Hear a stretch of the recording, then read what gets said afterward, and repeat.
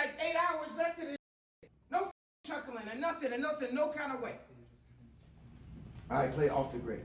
We off the grid, this for my downfalls. You've either preyed on it for somebody or been the victim to someone preying on it. And whoever's been preying on my downfall, all I want to say is slow down with it a little because it's definitely been working. The saddest downfalls to see is people who were beloved by all and it seemed like they could never do any wrong, only for them to keep digging themselves deeper and deeper in a hole. And no one represents this better than my glorious 5'8", born on June 7th, 1977, went to the American Academy of Art College, 24 Grammy wins. This is his signature, resident of Chicago, Kanye. If you knew any of Kanye's work before, the TikTok Riz era, I guess, you know there's no way in hell he would ever approve Vulture's 2 to release. And dare I say it, Vulture's 1 too. Like if Watch the Throne Kanye saw this release, or Graduation Kanye saw this release, he would do his best to stop anybody's earlobes from even being able to consume the music. At least with Vulture's 1, you were able to hear it fully produced. But with Vulture's 2, I don't know who on his team had the bright idea to release the album barely produced. I wouldn't be surprised if some of y'all didn't even know the album released. This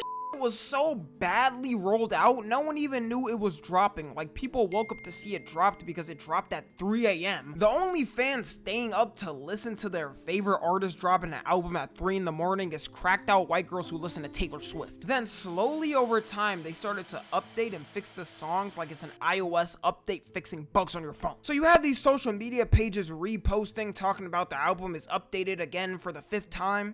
No one cares, it's over. If you have to release so many updates for an album, maybe it wasn't meant to be put out. Just a little advice. And this is his only album he's released that hasn't gone #1 in the first week to be beaten out by, out of all people, his mortal enemy, Taylor Swift. The only man that went against the demonic woman with high heels, and he lost. So this made people wonder, you know, what the is actually going on? I mean, this is a man that was giving coaching talks 3 years ago about his albums. A man that runs his studio sessions like the military. He had people passing out in his studio sessions. And just like the great downfall of every leader, MLK, JFK, Abraham Lincoln, Alexander the Great, he suffered the same downfall as all of them. What's your name? Where you from?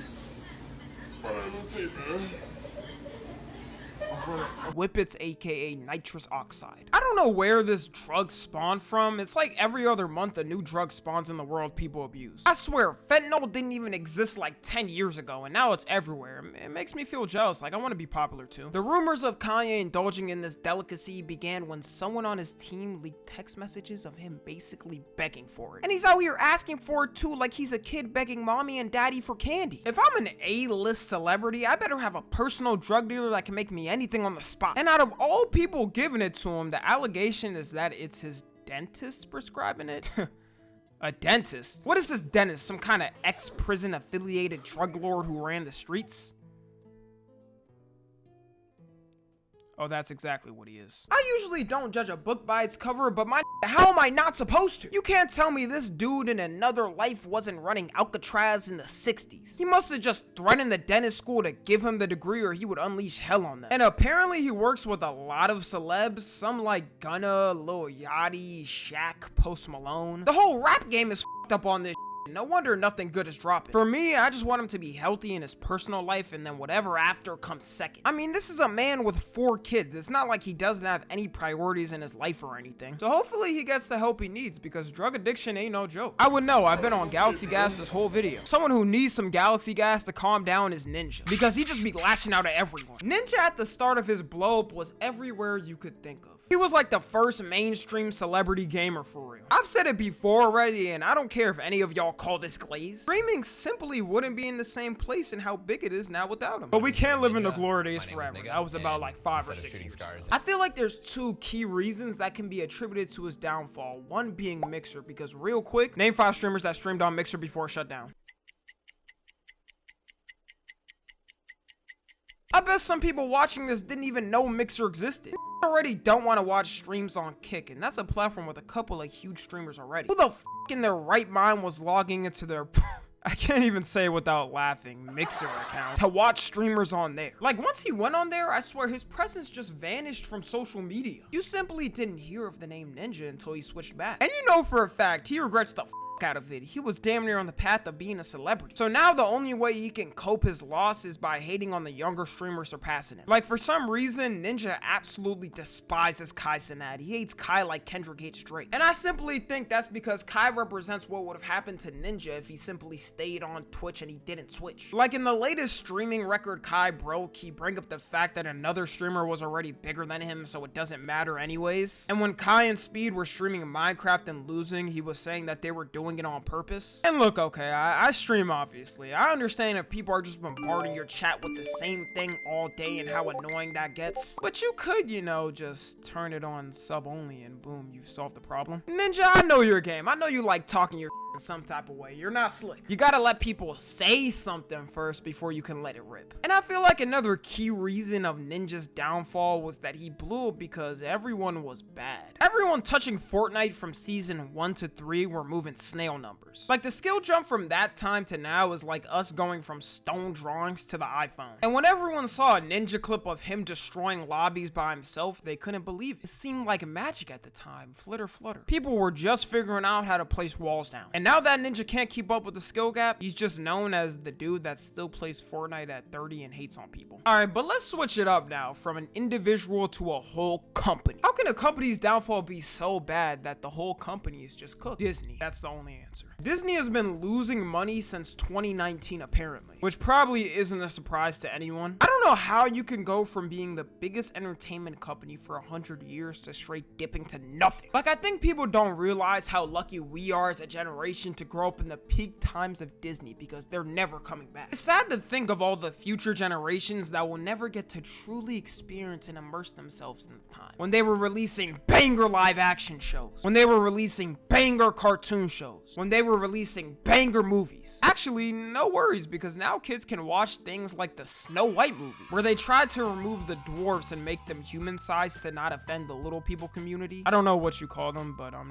just gonna call them that. And tried to change the plot so Snow White doesn't get saved by the prince but herself because it's not empowering enough. I'm surprised they even released a trailer for this shit. Like, they gotta scrap the whole movie now. Trying to change one of the most classic movies ever while your company is in a downtrod is not the best idea. And I'm not gonna fully blame Disney on certain things because there's certain things I feel like they couldn't do anything about. Like, for Disney Channel's fall off, I feel like it was contributed to social media coming up and kids using that over watching shows. But at the same time, if they made good shows still, kids would find a way to watch it regardless. Their main downfall is getting way too political for no reason. Like, at the end of the day, people just want to watch some good movies and don't care about your political view. So when you plaster it in front of their faces 24/7, they're just gonna get pissed off and stop paying for your product. And it's the fact that Disney acquired all these companies that people saw could basically never fail and threw their political messaging into it. Like, Star Wars and Marvel were basically given on a silver platter to y'all and you failed it. And Disney Plus apparently has been losing them money since 2019, which is when it launched, so it never made any money. I mean, who could have guessed it? Who would have known people don't want to spend $20 for a no ad experience? Like, these streaming companies be wildin' nowadays. It was manageable when it was like $12 for no ads. But soon you're gonna have to start taking out mortgage payments just to pay for these services. Maybe this failure at the end of the day is a good thing though. It'll make them have to lock in and actually start making things people want instead of making another live action Lion King. Why is there another live action Lion King? Someone no one wants anymore is BruceDropEmOff. Now, if you're already familiar with the streaming game already, you've most likely heard of Bruce. And when he started blowing up in 2021, it seemed like he could never do wrong.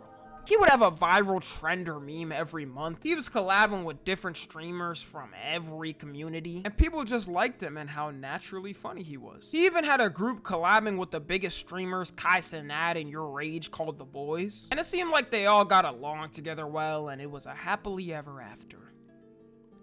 Until Bruce randomly started talking behind their backs. It needs to be studied the way this man's image flip-flopped from the hero to villain overnight. One day he was Batman, the next day he was Joker. Like, everything all tumbled down at once and it kept getting worse. He got caught talking all his close creator friends, Kai Cenat, Your Rage, all of AMP, aka the biggest streaming group in the world right now. And you would think he would have learned from this until months later. He did the same thing with all of the new phase members, basically cutting every creator connection he ever had. Now, I'm not saying you have to rely on other people for your success or anything, but it sure would have helped as a streamer being able to collab with some of the other biggest streamers around you. I mean, at least a little bit, right? And then it got worse somehow. It got revealed he was taking fame, perks, and that his girl broke up with him. Nowadays, anyone that comes across his path faces the wrath of Bruce. You can't find a clip of him nowadays not talking about somebody.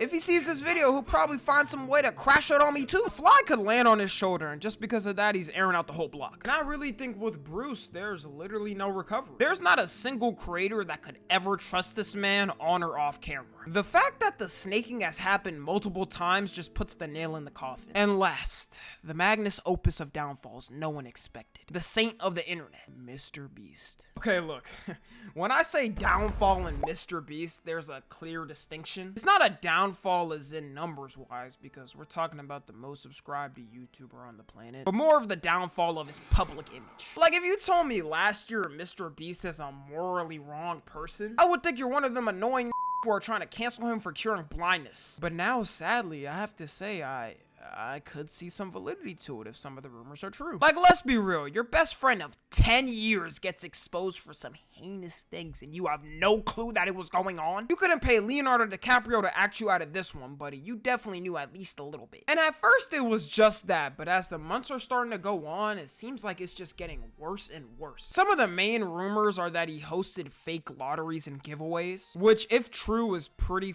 bad because he's known as the giving money guy. Another allegation is that he hired an ex-offender that was convicted of rape of a child. And you could say he didn't know and it's not confirmed if he did, but if you're running the biggest YouTube channel on earth, you better be screening your employees like the government, or it. Just pay like $20 to one of those websites where you can get somebody's criminal history. Everyone should be walking through TSA before even stepping foot on a shooting production. The TSA machine should be plastered with MrBeast Productions. It's pretty hard to go through something like that without hearing it from at least one person out there. Best believe if I was told this news, the employee would be getting a public beating and it would be the trailer to my YouTube channel. And now the most recent allegation is that MrBeast's COO was running a gay strip bar?